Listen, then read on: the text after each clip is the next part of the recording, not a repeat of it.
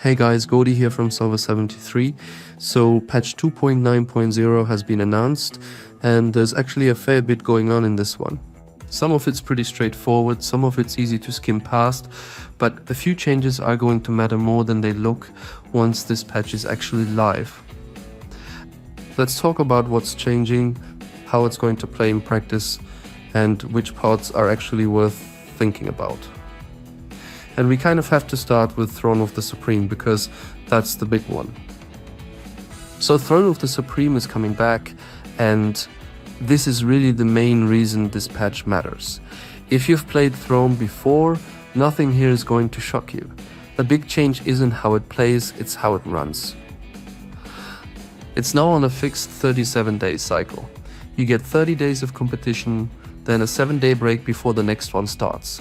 That alone is a big improvement over the long gaps we had before. Qualifiers run for 14 days. You get 10 attempts a day, wins give points, losses can drop your score, and at the end the top 128 players move on. After that is group elimination. Players are split into groups of 8, you fight everyone twice, best of 3, and the top 4 in each group advance. Then there's the grand final. Best of 5 single elimination, lose once and you're out. That's where first, second and third get decided. Battles are fully automatic.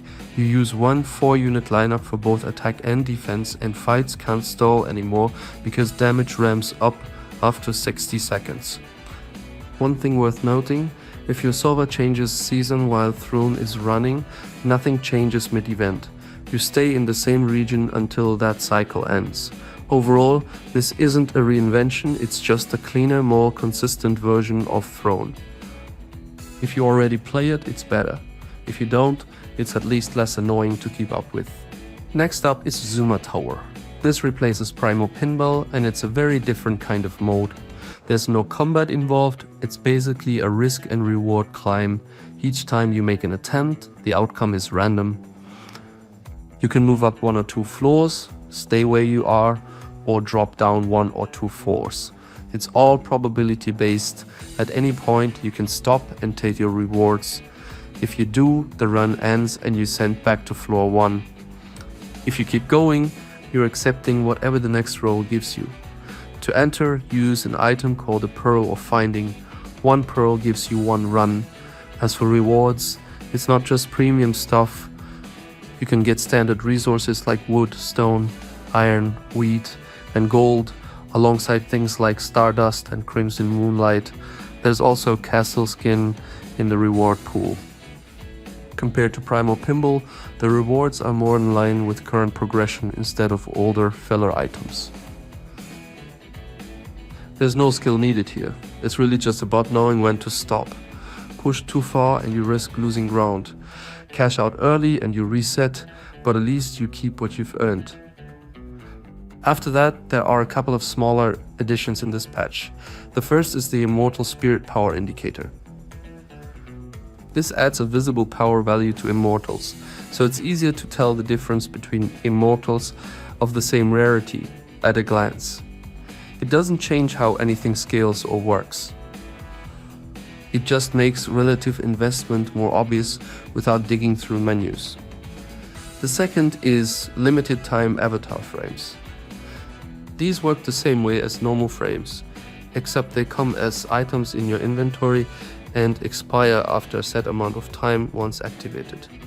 There's no gameplay impact here, it's purely just for looks. Neither of these changes is game changing, but they're both quality of life additions that make the interface a bit clearer. Now onto the optimizations.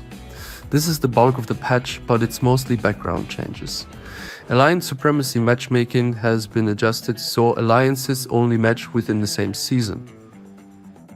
That should keep matchups more consistent and avoid weird gaps in progression. Mercantile Path has been tuned for the level 60 legendary season.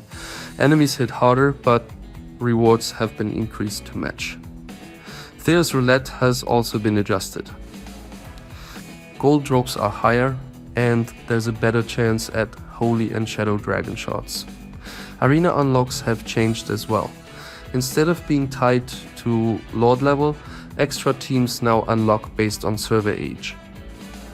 Team 2 opens on day 14, Team 3 on day 31, and Team 4 on day 45. This mainly affects newer servers, but it smooths early arena pacing. Infernal Assault has been updated too. Gnomes and bosses in Furnace and Core locations are tougher, but they drop more gold. There's also a new diminishing return system for gold in Infernal Assault. Your first 100 battles in a round give full rewards. Battles 101 to 200 give 60%, 201 to 300 give 30%, and anything after that gives 10%. This resets each round, so you can still farm, but heavy grinding gives less value. And finally, there are a couple of cosmetic tweaks. Click effects have been changed to snowflakes for winter, and lord name lengths can now be anywhere from 2 to 16 characters. Last up are the Immortal balance changes. There are only 3 in this patch, and these are adjustments rather than reworks. First is Apollo. His energy generation has been increased from 66 to 80 per second. That means he reaches his ultimate faster and cycles it more often. It's a straight buff and it makes him feel smoother to play, but it doesn't suddenly change where he fits in most teams. Next is Ares. His passive still gives him a big normal attack speed boost, but he's now also immune to control effects.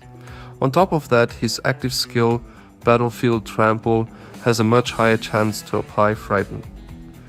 At max level, that chance goes up to 70%. The Frighten effect itself has also been strengthened, reducing enemy barrier effects by 50% and preventing control immunity while it's active.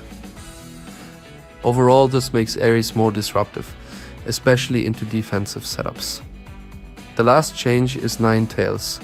Her passive still increases the trigger chance of ally trigger type skills, but it now also boosts backline ally damage. That damage bonus scales up to 30% at max level. Her active skill works the same as before, cleansing damage over time effects and providing healing when allies cast ultimates. The added damage boost gives her more value in teams that rely on backline pressure and frequent ultimates. None of these changes rewrite the meta on their own, but they do tighten the performance of these Immortals and give a bit more flexibility in how they're used. So that's patch 2.9.0. Throne of the Supreme is the clear headline. Zuma Tower replaces an older system with something more straightforward, and most of the rest of the patch is about tightening up pacing and rewards rather than changing how the game works. Some of these updates will matter more than others depending on how you play, but none of it feels out of place. It's a maintenance style patch that cleans up a few rough edges and sets things up for what comes next. If you found this helpful, drop a like and subscribe. I'll be going deeper on the hearts that matter once the patch actually goes live. See you in the next one.